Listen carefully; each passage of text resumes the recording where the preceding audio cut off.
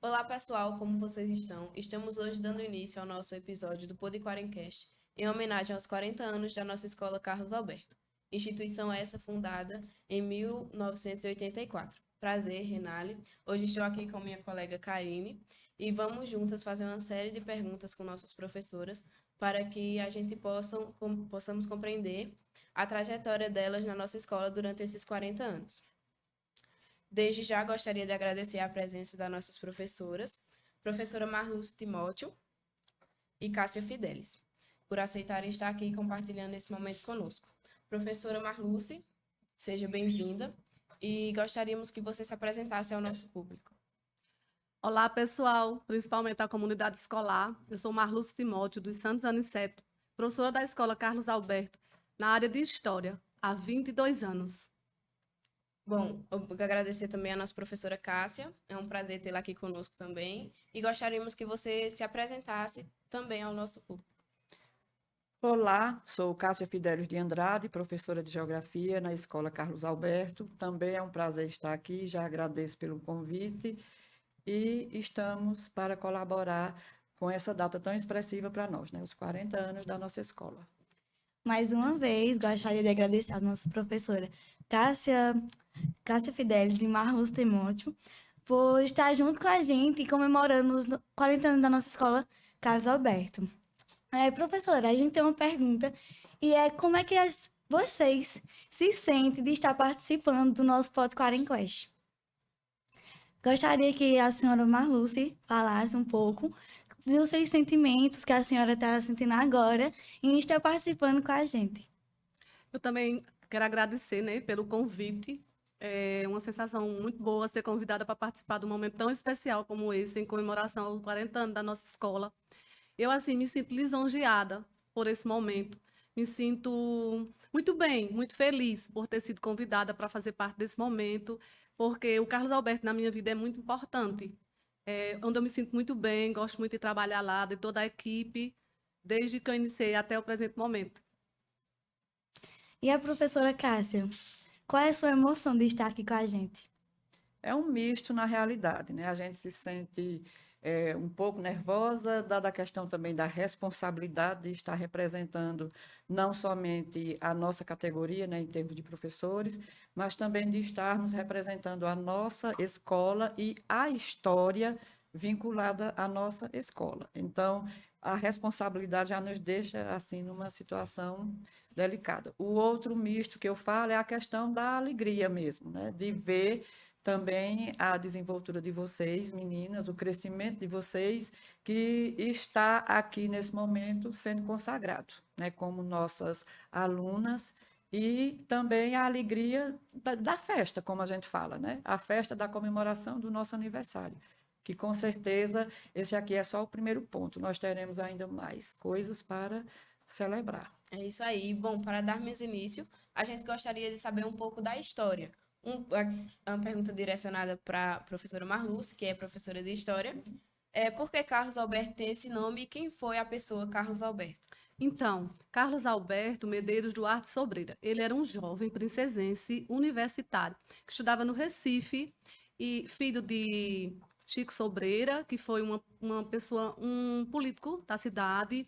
Ele foi tesoureiro da prefeitura de Princesa por muitos anos e Dona Maria, que é a mãe de Carlos Alberto Medeiros Duarte Sobreira, que também era servidora pública, ela trabalhava na justiça.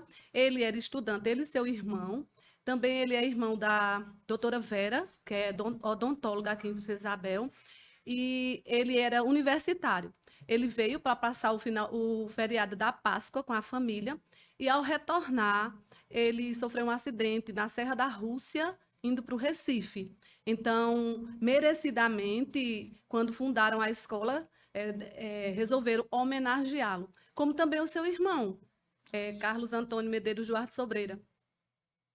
Acho que é isso, Que é da Dona que é o nome da rua da escola. Então, foi por esse motivo, pelo fim trágico dos jovens universitários de Princesa Isabel. Professora Marluce, sabemos que a senhora está há muito tempo no Carlos Alberto, né? É, Gostaria de saber como era o Carlos Alberto quando a senhora iniciou a sua carreira docente na instituição. Pronto. Eu estou no Carlos Alberto há 23 anos. Me sinto muito feliz por estar lá. Passei um ano sendo contratada. Depois eu prestei o concurso e passei. Estou lá desde 2002 como concursada. A primeira coisa que mudou foi a entrada da escola. Que antes a entrada da escola era do lado em frente à casa do Dr. Sidney Oliveira. E aí foi uma das grandes mudanças que aconteceu na escola. Também não existia sala de professores, não existia sala de diretoria, não existia a coordenação. Onde hoje é a secretaria não existia, também foram construídas depois. Então, a escola era ela menor em estrutura física, bem menor. Mas, assim, sempre muito acolhedora, né? As nossas turmas eram imensas, como ainda são hoje. Mas sempre um desafio. Cada ano que eu passo no Carlos Alberto, para mim, é um grande desafio. E agora, direcionando aqui a Cássia, ao seu ponto de vista, como é o Carlos Alberto atualmente e como se iniciou? Houve alguma mudança? Hoje a gente pode considerar que o Carlos Alberto é um universo, quando a gente compara em termos de número, em termos de clientela atendida.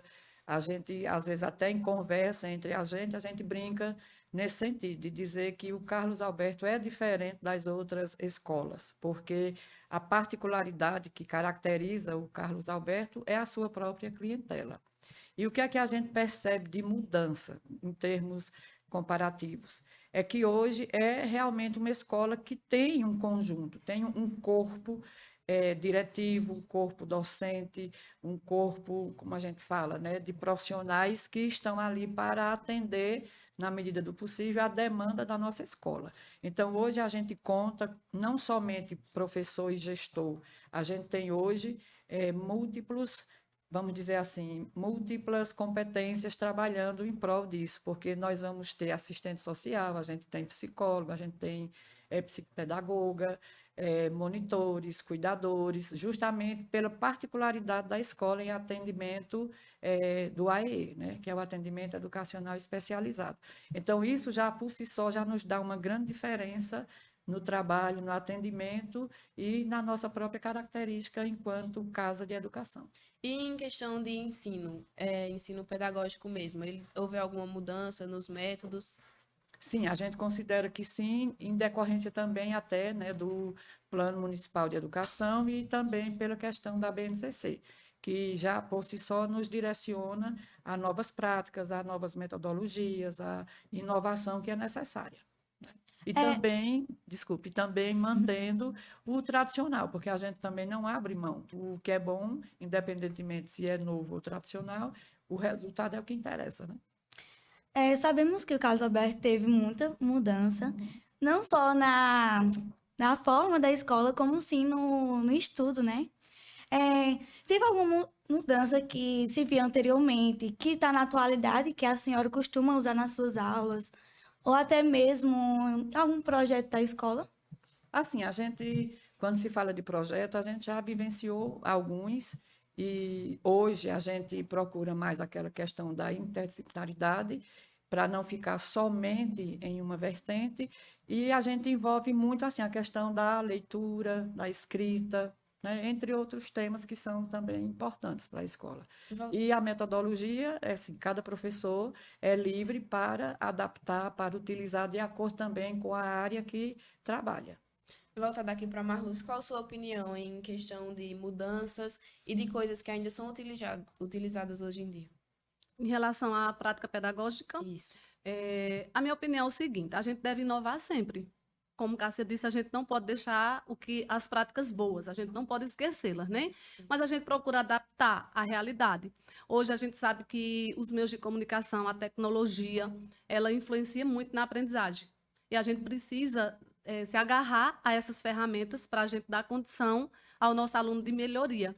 É tanto que a gente vê hoje a desenvoltura de vocês aqui, né? Então, isso é fruto da nossa escola, isso é fruto das práticas pedagógicas que são inspiradoras e que são praticadas na nossa escola, que torna vocês, assim, bem diferentes. Qual é a representatividade da escola, no caso aberto na comunidade? Na comunidade. Como é que a comunidade vê o Carlos Alberto hoje em dia? Eu, Marluz. Marluz. Então, a Escola Carlos Alberto, ela é uma escola de referência. Ela é a única escola do município que atende do 6º ao 9º ano. do município, né? Então, ela é uma escola de referência e ela tem um peso para a comunidade escolar. A comunidade escolar vê a nossa escola com muita responsabilidade, porque tudo que é feito na nossa escola é para o bem dos alunos. Então, a gente atende a uma clientela muito extensa, nós temos mais de 700 alunos. Então, a gente envolve alunos da zona rural e da zona urbana.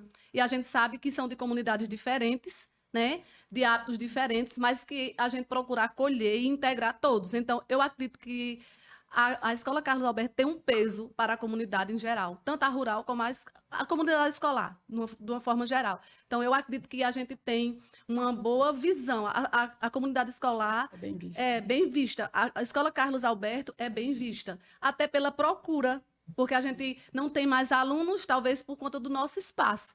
Porque vocês percebem, vocês estão lá todos os dias, que todos os espaços são preenchidos com alunos, né? Então, eu acredito que isso nos dá credibilidade diante da comunidade escolar, a procura. Mas ela sempre foi assim ou só agora, mais atualmente? Não, a Escola Carlos Alberto sempre teve uma boa clientela. Quando a gente chegou lá também, em 2021, 2001, 2002, a escola também já era assim, cheia. Eu vi que a senhora mencionou sobre o do sexto ano ao nono agora, mas como era antes a escola? Como é que funcionavam os horários? Pronto, o Carlos Alberto ele já atendeu a várias modalidades. O Carlos Alberto já teve do primeiro ao quinto ano, que era mais na parte da manhã. Depois ele foi estendendo para do sexto ao nono. E também ele já atendeu a jovens e adultos. No turno noite, a escola funcionava para atender a clientela dos jovens e adultos, né? A educação de jovens e adultos. Então, era assim que funcionava. Depois, do primeiro ao quinto, saiu para a Escola Luísa Ferreira e a gente atende hoje só do sexto ao nono ano. A gente também não tem mais a escola de jovens e adultos. E agora aqui, voltada a Cássia, o que você tem a dizer sobre a representatividade da escola, a nossa comunidade, como ela era antes e hoje em dia, no seu ponto de vista? Eu reforço aqui as palavras de Marluce quando diz que a gente tem representatividade junto à sociedade, porque quer queira ou quer não, a olhos vistos, a Escola Carlos Alberto, ela contribui e muito para a nossa sociedade, porque a gente entrega para a sociedade jovens assim como vocês, né? Que estão aí em busca de um diferencial. Então, cada exemplo, cada experiência de sucesso que chega até nós, dizendo assim, foi aluno do Carlos Alberto e hoje se destaca nisso ou naquilo. Então, para nós, isso é o retorno do nosso trabalho, porque a gente sempre bate na mesma tecla. A gente tenta todos os dias dar o nosso melhor e o número, em termos de matrícula, também nos dá esse retorno de dizer da credibilidade da escola. Uma outra coisa que a gente tem que destacar é o nível profissional dos professores, tá? É o nível de formação, porque nós temos professores graduados, especializados, doutores, aliás, doutores não, perdão, a gente tem professores já com mestrado e já tem alguns pleiteando aí a parte de doutoramento, como a gente fala. Então, isso por si só também já é destaque para a nossa escola e já representa um peso. E vendo aí todo esse destaque da nossa escola, em meio aos 40 anos, teve algum projeto na nossa escola que movimentou, tipo, esse o Carlos Alberto dominou? A gente teve, né, com relação a cordel, a gente já colocou, era o cordel na praça, não era isso, Marluce? Que saía saía dos muros, né, como a gente diz, saía de dentro da escola e ultrapassava essa questão dos muros. E a gente levava para a comunidade o que era vivenciado dentro da escola, com a participação, né, o protagonismo do nosso alunado, porque eles, na época, né, assim como ainda acontece, é quem é o grande ponto-chave que a gente chama, porque o aluno é quem participa, ele é quem produz, ele é quem apresenta e representa, claro, guiados, monitorados, acompanhados, mediados pelos professores. E vocês já sentiram que teve algum projeto a mais que esse teve a mesma repercussão ou não? Porque, assim, os projetos mudaram, né? A gente já não leva mais tanto para a rua, porque hoje a gente tem o quê? A gente tem uma quadra, que antes a gente não tinha. Então, muita coisa acontece em termos de culminância, acontece na quadra. Então, às vezes, acontece o quê? Quando tem a culminância, o projeto, convida-se as representatividades também das pessoas, de modo geral, e isso através da mídia, né, das redes sociais e tudo, também fica sendo veiculado. Então, o formato de vivência de projeto hoje também é outro, devido à questão também da tecnologia, né? Complementando o que Cássia disse, a gente também vivenciava a Semana do Trânsito dentro da escola e a gente também vivenciou também muito a gingamática, que era organizado pelos professores de matemática. E isso aí também movimentava muito a escola, entendeu? É como Cássia fala, hoje a gente tem um formato diferente de projeto, mas a gente tem hoje o projeto de leitura, que também é uma ação da Secretaria de Educação, que é para toda a rede municipal, mas que a nossa escola vivencia muito bem pelos professores de português e todas as matérias afins, como artes e outras disciplinas, e é, assim, bem movimentada a escola nesse período. Esse projeto aí de trânsito, ele se expandia também fora dos muros da escola? Sim, também. Ele ia para a rua também. Tinha muita mobilização na rua durante a semana. Muita questão de conscientização dos motoristas. Aí fazia-se também como se fosse uma panfletagem de orientação aos motoristas, uma blitz de orientação aos motoristas. Era bem bacana E também. era em parceria, porque pessoas vinculadas ao trânsito, né, como a gente fala, eles os vinham agentes de para trânsito. a escola para dar palestra, esclarecimentos, também trazia material, né, específico, padronizado, para ser usado no projeto. Era interessante. A gente também já trabalhou com relação ao meio ambiente, a gente já fez sim, a uma Semana do Meio Ambiente. caminhada, né, assim, pelas ruas, De conscientização também. assim, várias ações já foram desenvolvidas. E são todos os dias desenvolvidas muitas ações, a exemplo do podcast, né? Que é uma ação bem bacana. A gente achava bem legal, assim, essa ação da caminhada do meio ambiente. Inclusive, a gente participava e é bem legal, todo aluno se envolve, né? envolve. Verdade. A gente faz parte de vários projetos, né? Além disso, passa semanas e semanas fazendo projetos, né? Sim, Cássia não, Marluce. E na sua visão, você já teve algum projeto para a escola que movimentou assim, que a senhora faz parte ou fez? Como a gente já relatou, todos estes a gente se envolve, né? O Cordel na Praça, teve peça do Cordel na Praça que foi se apresentar até em João Pessoa. Que chique. Os meninos protagonistas, teatros, bacanas demais. Todos estes a gente se envolve, porque é uma ação da escola, é uma ação coletiva e a gente trabalha na interdisciplinaridade e a gente se envolve. Não tem como não se envolver. Tem né? como você citar algum desses projetos que foram para fora? Assim, O Cordel na Praça foi o que mais marcou, porque foi dele que nasceu aí as peças teatrais que foram justamente para João Pessoa para apresentar-se na Universidade Federal da Paraíba, num mas tu projeto lembra lá. algum nome de alguma das peças? Eita, lembro não. Faz algum tempinho já. Há muito tempo. Então, a gente segue aqui, perguntando a Cássia, Sim. qual o maior marco conquistado na escola em toda essa trajetória de 40 anos? O maior marco, Maior marca. ela ter deixado o nome dela na história de Princesa. É verdade. Ai, Que a gente vê a representação. A evolução dela, não somente do ponto de vista de infraestrutura, né, mas em todo o contexto, porque nasceu como a maioria no passado, como grupo escolar.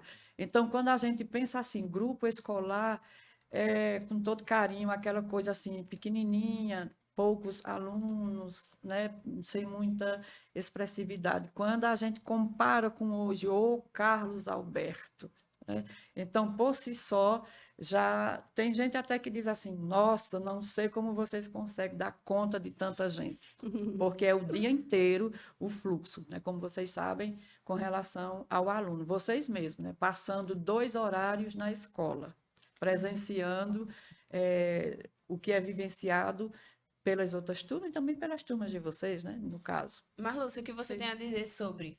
Você concorda? Com a questão do marco da história, com certeza. Fazer parte da história de Princesa é um grande marco para a história da nossa escola.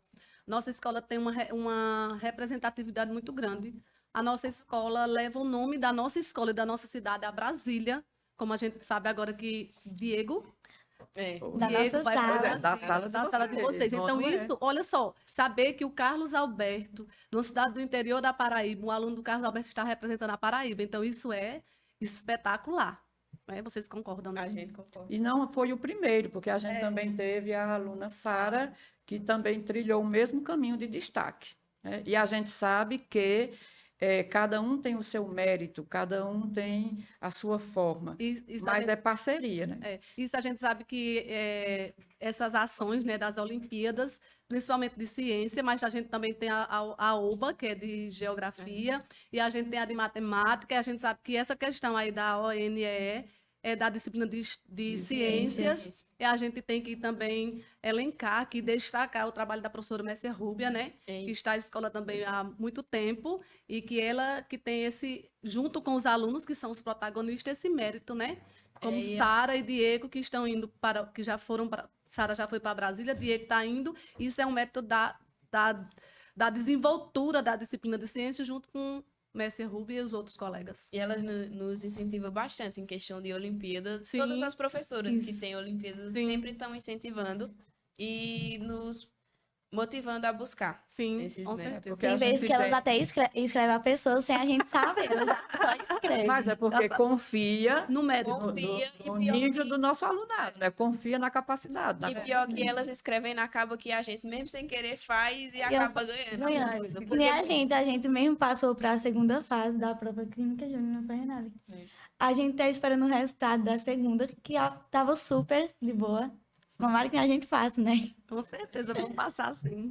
Então, assim, esse formato de trabalho é vinculado aí às avaliações externas, né? Também a questão aí das Olimpíadas, seja de língua portuguesa, matemática, de eficiência energética, de astronomia, enfim, de modo geral, tudo isso já ajuda o nosso alunado no sentido de que, quando sair do Fundamental 2 para o ensino médio, ele não chega tão leigo, já chega com um certo preparo, para quem sabe aproveitar a oportunidade. A gente sente-se bem confiante mesmo em chegar no médio, porque a gente já viu bastante coisa que a escola mesmo motivava a gente a fazer. É bom, Principalmente esse negócio das provas, né? Se inscrever mesmo. mas é sem bom querer. ouvir isso, é bom ouvir serve até como uma espécie de depoimento de vocês, no sentido de fortalecer e de inspirar outros alunos também a ter essa atitude, esse olhar de envolvimento, né, de participar mais. Cássia, voltando à nossa demanda, né, de Ok. alunos, Aham. qual é a diferença em trabalhar com demandas de alunos maiores do que as décadas passadas? Todas as diferenças que a gente percebe, porque é diferente a gente atender uma sala, vamos dizer assim, com 25 meninos, ou você atender uma sala com 35, 45 meninos, né, que a gente fala. Então, precisa ter um outro traquejo, né, porque a questão disciplina fica mais delicada para a gente conseguir conduzir todos os trabalhos, né? O atendimento para verificação de atividade, de ver a necessidade do aluno. E hoje a gente até consegue fazer isso, porque mesmo com esse número expressivo, mas a gente consegue identificar quando o aluno tem uma limitação, quando ele tem uma necessidade, aí a gente chama a direção, a coordenação, encaminha para os profissionais que estão lá conosco, como eu já mencionei, né, algumas que são serviço social, psicopedagoga, psicóloga, que é para justamente, em conjunto, atender aquela criança, aquele jovem e fazê-lo melhorar no seu desempenho. A gente vê aqui que foi falado logo no início a questão do AE, a sala do AE. O que vocês têm a dizer sobre a sala do AE e qual a emoção sentida em ver que acontece a inclusão daqueles alunos? Primeiro ponto que a gente tem que colocar é a nossa própria dificuldade, porque é algo que cobra da gente, faz com que a gente se cobre mais, porque é uma particularidade. Cada criança, cada jovem é único em sua necessidade, tá? Então, a gente não vai dizer que é fácil. A gente tem que reconhecer que é difícil, mas não impossível. Desafiador, né? É desafiador. E a gente tem uma equipe boa, porque nós temos na própria sala do AE, a gente tem a Aurinete, que faz esse trabalho de coordenação, de articulação com os cuidadores que estão conosco dentro da sala de aula. Então, eles acompanham cada criança, né, de acordo com a necessidade, de acordo com o laudo. Então, tem um cuidador ao lado da criança e que também fica como sendo essa ponte entre o professor, o aluno e a família. Então, por isso que a gente diz que a gente está se ajustando, né? Marlúcia, o que você tem a dizer sobre? Eu já disse antes, é desafiador o trabalho com as com as pessoas que têm necessidades especiais, né? A gente se sente um pouco fragilizada, porque a gente quer atender, fazer melhor, e a gente não consegue, muitas vezes, né? Mas, graças a Deus, a nossa escola tem a sala do AE, tem os cuidadores que nos ajudam, né? Tem os especialistas, como Cássia já disse também, que a gente recorre a eles para identificar qual é o tipo de necessidade que aquelas crianças têm, porque chegam crianças na nossa escola sem ser laudada, né? E a escola tem feito um papel muito importante nessa questão, porque quando o professor identifica, ele recorre à coordenação, à direção da escola, que recorre aos profissionais e que conseguem laudar essa criança ou esse adolescente, e a gente tem condição de pelo menos saber quais são as necessidades que eles têm para poder a gente atendê-los, né? Mas eu considero muito desafiador. Tem hora que a gente se sente incapaz até de ajudar aquela criança a progredir, né? É isso. Mas é bem desafiador. E a gente vê esse apoio que tem a escola, tanto dos funcionários, professores, especialistas, e até mesmo de alunos. Sim, A gente percebe com também que certeza. eles acolhem, né? Acolhe, e a gente sabe, ano passado mesmo eu tinha um aluno com baixa visão e um cadeirante, e era o baixa visão quem ajudava o cadeirante. Minha gente, era emocionante ver aquela cena. Ele levava ele para ir para o recreio, para ir para o lanche, ia pegar o lanche dele. Então isso assim era espetacular, porque era um com baixa visão e um cadeirante que se ajudavam. Era muito massa. E eu encontrei eles na outra escola ontem. Aí foi bem bacana encontrar com eles. E vale lembrar que você mesmo foi protagonista numa ação com o cadeirante. Foi, Gabriel. Nos projetos, né? Então, isso Um é projeto espetacular. para destacar esse trabalho, né, de parceria. É isso. Depois que eu entrei no Carlos Alberto, eu tive uma emoção tão enorme de participar com a sala do AE, justamente com o Renale. A gente desenvolveu muito com o Bruno e Júlia, não foi? Sim. Que a gente tava fazendo Bruno até falar. Que ele era meio tímido, ele não gostava de No falar. começo, Bruno, ele só se comunicava com, tipo, sinais. Agora ele já fala alguma coisa na limitação dele, mas... Foi um avanço a verbalização dele, que é foi. nítida, né? Hoje a gente vê como ele se sente bem, feliz quando ele chega, que ele quer interagir. Isso aí é fruto da acolhida de vocês. Porque quem passa mais tempo com vocês são eles. Com ele é vocês. Porque o professor entra e sai. Vocês passam o horário todo com ele. Então, isso é fruto do acolhimento que vocês tiveram com o Bruno. E Júlia também. A gente gosta muito de Júlia e tem Vitor também. Vitor, ele interage com a gente, Júlia. E eles, logo no começo do ano, quando eles começaram estudando com a gente, eles eram bem mais fechados. Eles não se comunicavam muito e a gente vai, tira uma brincadeira, brinca ou chama para um trabalho, que muitas vezes eles têm medo, né, de ser excluído e eles não se aproximam. Aí a gente indo atrás... Por conta que muitos alunos não têm a consciência disso, eles ficam tirando brincadeira de mau gosto. Aí eles ficam meio que com vergonha de chegar perto da gente. Pouco, né? Mas na nossa sala eles são bem acolhidos. A gente teve também outra experiência com relação à EE, que a gente coloca como uma experiência bem exitosa, a vivência com o Eric. Era um aluno, eu fui professora dele na turma de 9º ano, e a desenvoltura dele para as artes, como a gente fala, né? O desenho, a grafitagem, a ilustração.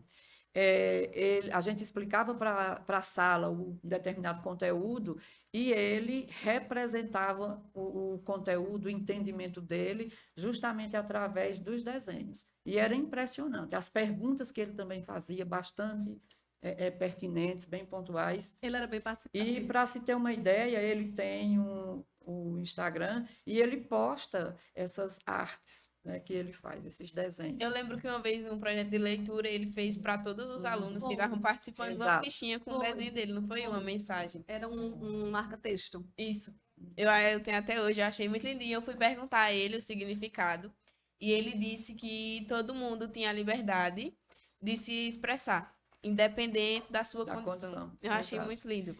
Então, esse trabalho, ele extrapola, de novo, os muros da escola, porque muitas vezes é necessário ir até a casa da criança, do adolescente, e termina se detectando outras necessidades enquanto família, e a escola faz a ponte entre a família e outros, vamos dizer assim, serviços ofertados pelo município.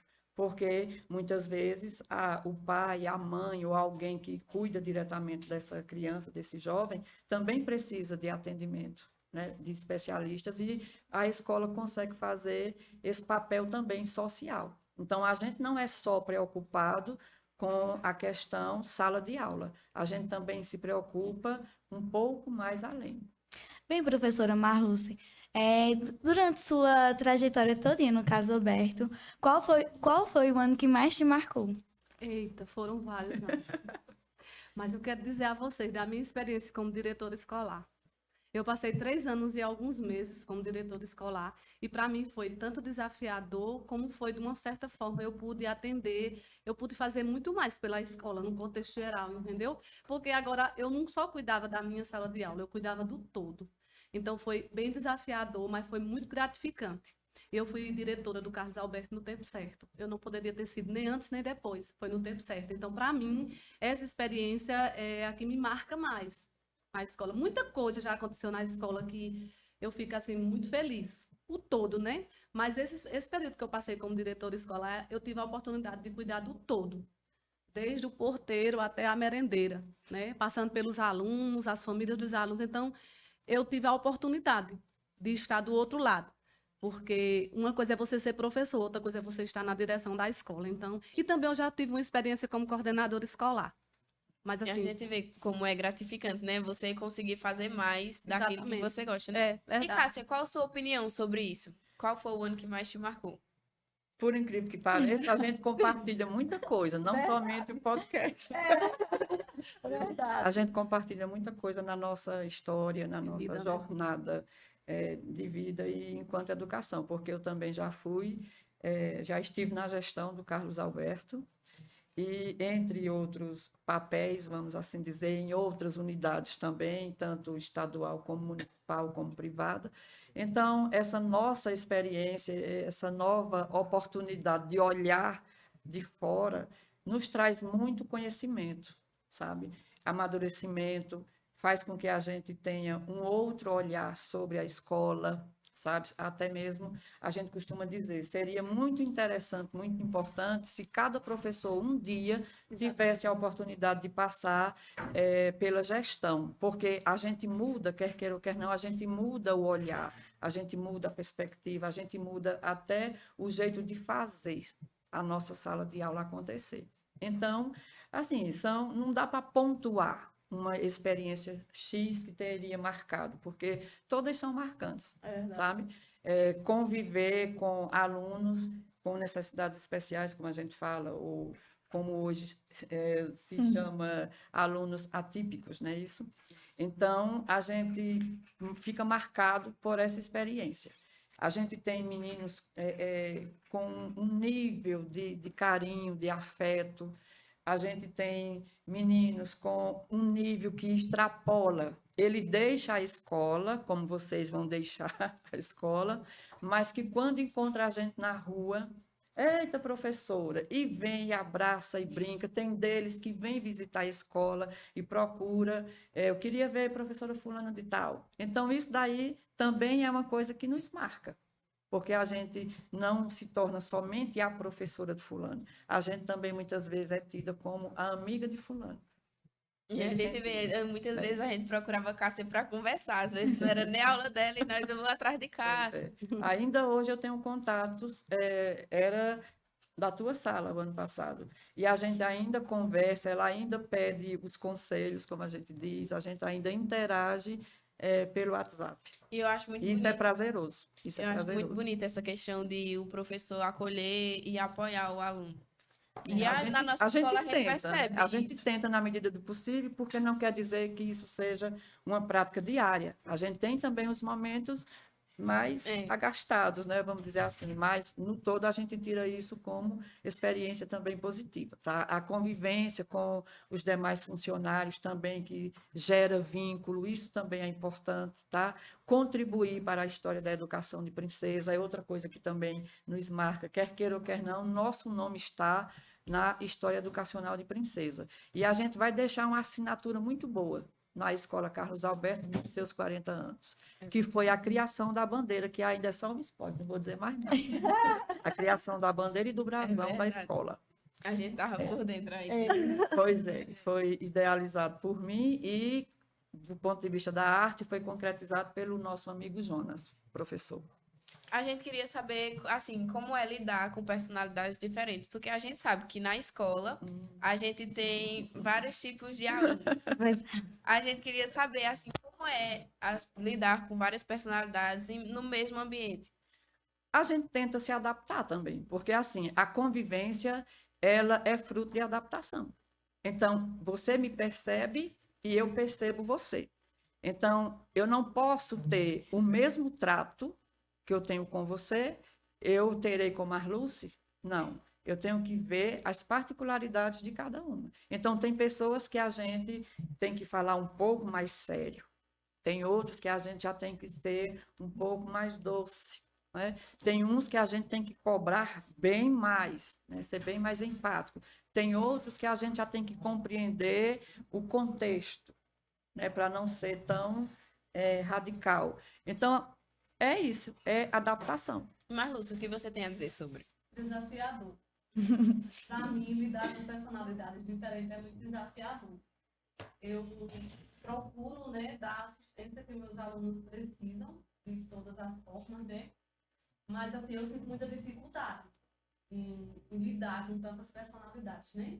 Mas, de uma forma geral, eu me relaciono bem com eles, assim, eles têm um certo carinho por mim, têm uma convivência boa, eles me têm como a chata, né? Como a bagunçada, acho que vocês já sabem, né? Eu não sou professora de vocês, é uma pena não ter sido professora de vocês, mas tudo bem.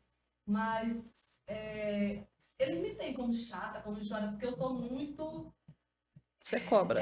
eu sou muito... eu faço o papel direitinho, entendeu? Então, a gente sabe que muitas vezes eles não estão muito afim de ser cobrados, você sabe. Então, para mim é muito desafiador. Mas eu tenho uma boa relação com meus alunos, de tanto de respeito como de amizade também.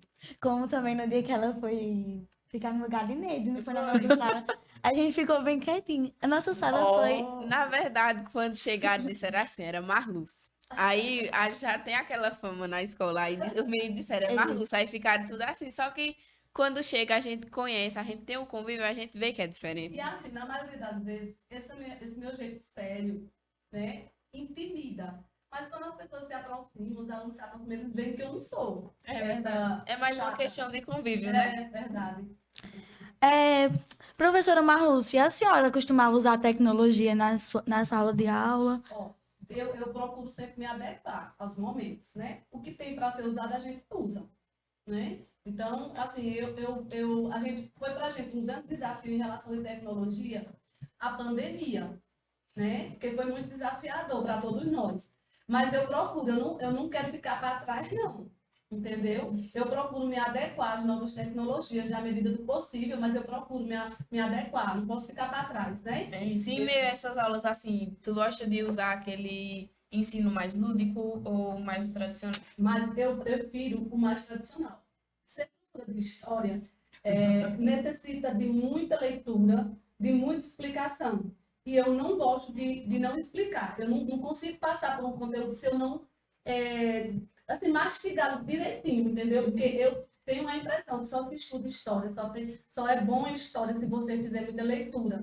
E é uma coisa que o nosso aluno não gosta muito, é de leitura. E é uma questão de atenção também, né? De atenção. Mas, assim, eu não posso de jeito nenhum passar sem fazer isso, sem triturar o conteúdo para eles, entendeu? Porque eu acho que aquilo ali vai fazer com que talvez desperte neles. É tanto que eu tenho alunos que foram fazer história, como o professor Matheus, segundo ele, inspirado em mim, né? Que hoje é meu colega de escola, da aula de artes, e ele diz isso, né? E é gratificante, né? A gente vê que vem professores jovens inspirados, né? Ainda mais alunos, né, da pessoa. Pois é.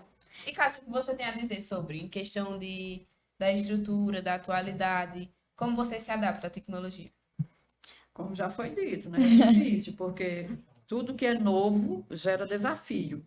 Mas isso não nos impede de tentar, porque o professor tem essa característica na veia, como a gente fala. O professor adora o desafio, né? A mudança. A gente está sempre buscando essa adequação, essa adaptação.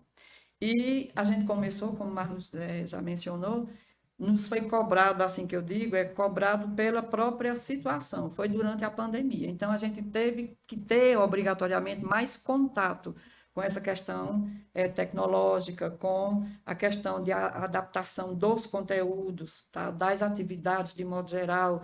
Então, hoje a gente pode dizer, para quem começou lá com o mimeógrafo, né? Isso não dizendo que nós somos assim, antigos. Mas não dá para falar de tecnologia se a gente não tiver esse parâmetro, né? A gente começou com o bendito do mimeógrafo, depois foi a exposição usando a película transparência, tu lembra dela? Os slides, e o chamado retroprojetor, e por aí foi evoluindo, data show, que é o que a gente tem hoje, e uma mudança bem expressiva é o que hoje a gente tem. O aluno faz vídeo, posta, multiplica, compartilha. Então, isso é avanço, né, tecnológico, que é estimulado dentro da sala de aula. E é por isso que a gente parabeniza o professor Cícero pela iniciativa dessa questão do podcast. De novo, né, parabeniza vocês também, né, da qualidade de alunas que estão aqui como protagonistas. A gente também tem Hélia e outros professores, Matheus também, que é nessa parceria. E, independentemente de qual seja a área ou a disciplina, é como se diz, a melhor ferramenta, a melhor tecnologia sempre será o professor. Em questão de estudo, você prefere o tradicional ou o lúdico? Eu prefiro o tradicional. Por que a senhora prefere ele? Porque eu acho que ele dá mais resultado, mais consistente. E a gente vê que nas aulas, tu sempre fala, né, que para aprender tem que ler, e não só ler, mas também escrever para fixar. Exatamente, exatamente. É algo bem repetitivo mesmo. A questão que você precisa ler, você precisa desenvolver o critério de seleção de informação, você precisa resumir, você precisa refazer todos os passos para você explicar e realmente você dizer assim, eu entendi. Principalmente por quê? Porque geografia é uma ciência complexa, porque ela é um emaranhado de todas as outras ciências. E é o que eu digo sempre, que eu acho que vocês vão lembrar. Quem aprende geografia de maneira correta, aprende história, aprende ciência, filosofia, religião e etc, e etc. Junta todas as matérias. E principalmente com a Cássia, que ela sai buscando, sempre inovando, trazendo coisa nova. Muitas vezes nem tá no roteiro e Cássia traz e busca.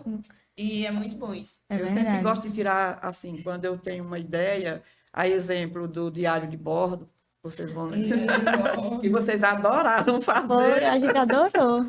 Eita, eu procurei Cícero, procurei Hélia para perguntar a questão. Eu sempre gostei de fazer isso, né? Nos diálogos, nos momentos que a gente tem na sala dos professores, né? A gente interage e pergunta, determinado conteúdo que eu estou vendo em geografia, eu vi que vocês trabalharam em história, e eu reforço isso para o aluno, olha, esse conteúdo aqui vocês vão ver em história, vão ver em ciências, né? E vice-versa. Então, o bacana é isso aí, é essa interação, né? E já aconteceu isso, a gente saiu de uma aula de história, 2 aulas de história, a gente foi para de Cássia. Na hora que chegou na de Cássia, era quase o mesmo assunto. Foi Guerra Fria. Foi Guerra Fria. Capitalismo, socialismo. Inclusive, a gente foi fazer uma prova e muitas vezes eu lembrava só de Cássia, né? Só de Cássia. Ainda bem, boas referências. Bom, é isso. Então, no decorrer do tempo, como assim vocês lidaram com as mudanças? Porque a gente viu que na pandemia, antes da pandemia, a gente estava acostumado com um estudo mais rotineiro, que já vinha de outros tempos. Aí a gente viu que na pandemia, né, teve toda aquela mudança de estrutura, a gente teve que se adaptar à tecnologia. E como vocês lidaram com isso? Não foi fácil, porque a gente também não sabia como fazer. A realidade é essa. A gente teve que estudar, a gente teve que buscar ajuda de outras pessoas, porque, assim, tinha professor que entendia mais de programas, de aplicativos, de como formatar isso, aquilo, até a questão de fazer o primeiro vídeo, porque também a gente fez isso, né? preparar, dar a nossa aula no formato de videoaula, como a gente fala. Aí imagina, para a gente que não tinha essa experiência, essa realidade, e a gente teve que fazer isso. E que foi muito bom. E também a falta de equipamentos, né? Pois é. A falta de Adaptar. equipamentos, porque nem todo mundo tinha na E sua foi uma casa. coisa que pegou desprevenido, né? Foi. Ninguém Com esperava. certeza. Simplesmente foi muito em cima da hora, né? Ninguém estava preparado. Porque aí a gente precisava do. A gente começou, aí disseram que era assim, 15 dias. Aí eu falei, depois que é mais 15 dias de férias. E depois foi só prolongando, e a quando a gente viu, já estava...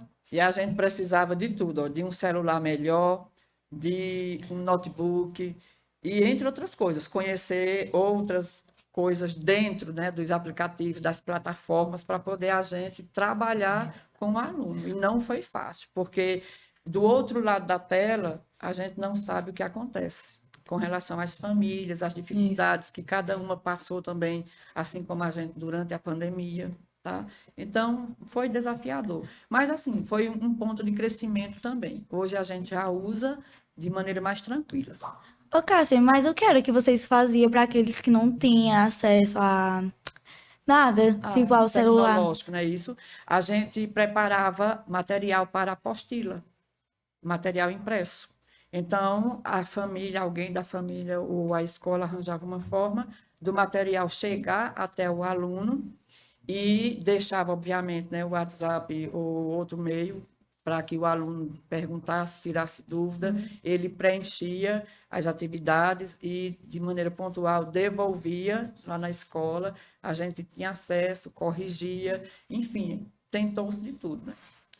Eu via isso. Eu tinha um colega que ele era um pouco distante e ele participava desse processo de quando tinha a reunião ou alguma coisa assim, a mãe dele ia, pegava a apostila e voltava. Pronto.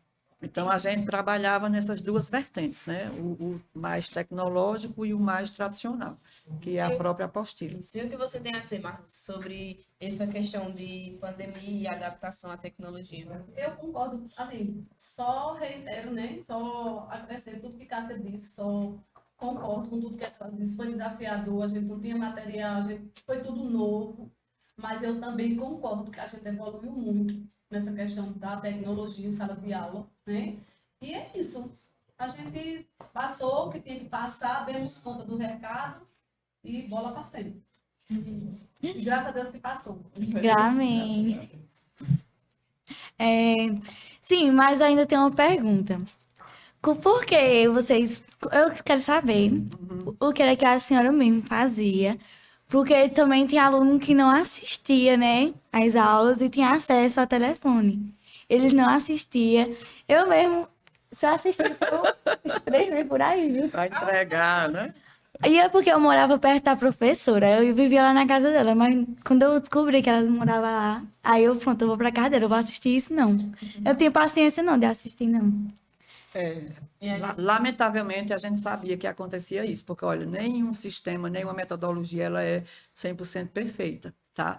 Porque quando envolve outras pessoas.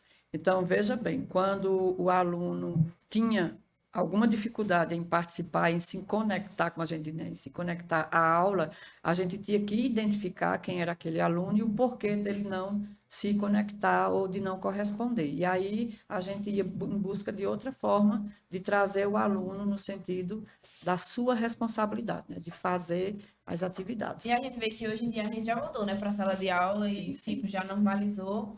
A gente queria saber, assim, como que funciona hoje em dia? Vocês ainda usam meios tecnológicos para isso ou não? Sim, a gente manteve. Uma das coisas que, vamos dizer assim, ficou como herança, né, da pandemia foram os grupos de WhatsApp. A escola ainda mantém esses grupos de WhatsApp. Neles a gente posta as atividades que a gente vivencia na sala de aula, os conteúdos, a gente tira foto do quadro, do material que está anotado no quadro, né, na lousa, como diz. E por que é bom? Porque às vezes o aluno está doente, ele não veio para a escola, então ele não vai ficar sem aquele conteúdo. Então, em casa, ele consegue atualizar, né, anotar esses conteúdos, fazer alguma atividade. A gente também posta vídeo, as fotos das famosas socializações, né, dos trabalhos, que é para também que os pais acompanhem. É interessante porque, assim, esse ponto, é interessante, é importante que os pais acompanhem os grupos de WhatsApp, o que acontece nos grupos de WhatsApp, porque lá fica registrado a rotina diária, de segunda a sexta-feira, de todos os professores daquela turma. Então, dá para saber quem está faltando muito, dá para saber se tem ou não atividade para entregar, a gente usa também a questão de complementação de conteúdo que é vivenciado na sala de aula.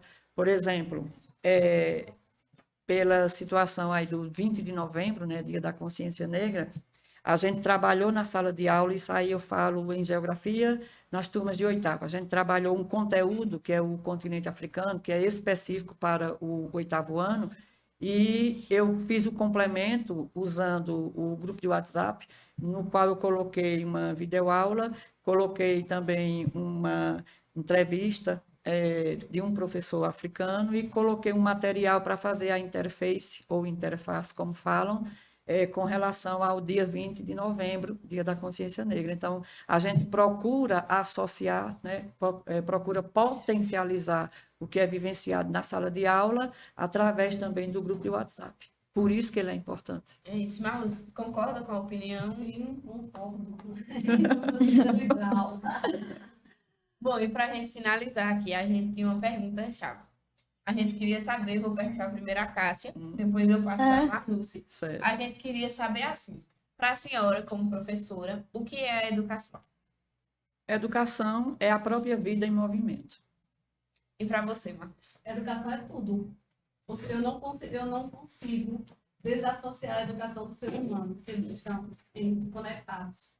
E entendendo que a educação, ela pode ter apelidos. Educação das emoções, educação para o trânsito, educação da saúde, educação alimentar, educação religiosa. Pode ganhar outros, mas educação é educação. E tudo que eu sou hoje, eu devo à educação. A gente vê que tem educação em tudo. A gente assim, fala... Educação eu sou o fruto da educação. Eu me considero fruto da educação. Somos reflexos, né? Da educação familiar, social, escolar, e é isso. E é isso, para finalizar, gostaria de agradecer agora a professora Marluce por tê-la conosco e por compartilhar esse momento, né, que foi tão especial e que passou muito rápido. Agradecer também a nossa professora Cássia por ter aqui conosco também e por compartilhar a trajetória em meio aos 40 anos da nossa escola.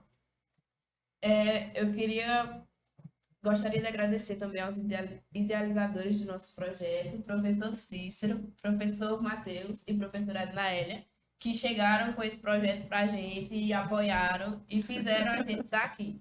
E gostaria também de agradecer ao apoio e parceria do Entrevesport e de César Silva, que ele apoiou e disponibilizou o espaço e, por causa dele, a gente conseguiu fazer esse momento aqui. Sim, e dizer também que sigam elas, nossas professoras.